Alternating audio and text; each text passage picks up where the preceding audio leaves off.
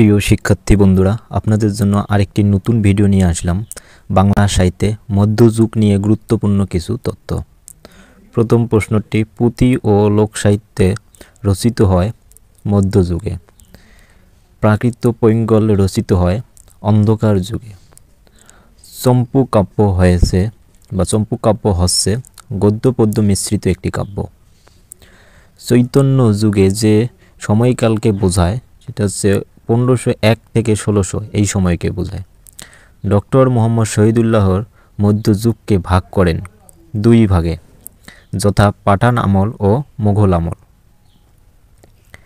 ইজ্জতুল্লাহ বাঙালি রচিত লোককাহিনী আশ্রিত রোমান্টিক প্রয়ঙ্গোপাখ্যান, এটা তাজুলমূলক গুলে বকাবলি। শৃঙ্গার রসকে বৈষ্ণব পদাবলিতে যে রস বলা হয় তা হচ্ছে মধুর রস। লক্ষণ সেনের সভাকবি ছিলেন হলায়উত মিশ্র।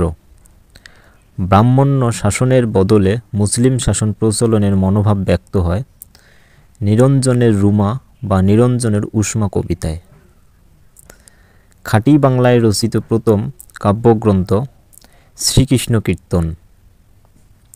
শ্রীকৃষ্ণ কীর্তন কাব্যকে রাধাকৃষ্ণের ধামালি বলেন ডক্টর বিমান বিহারী মজুমদার।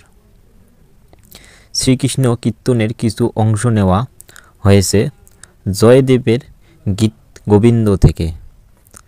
শ্রোতা বন্ধুরা, ধন্যবাদ আপনাদেরকে এই ভিডিওটি সম্পূর্ণ দেখার জন্য। ভিডিওগুলো ভালো লাগলে অবশ্যই লাইক, কমেন্ট, শেয়ার করে পাশেই থাকবেন এবং আরও আপনাদের অন্য কোনো তথ্য প্রয়োজন হলে তা কমেন্টে জানাতে পারেন। তা নিয়ে আমি নতুন ভিডিও বানানোর চেষ্টা করব।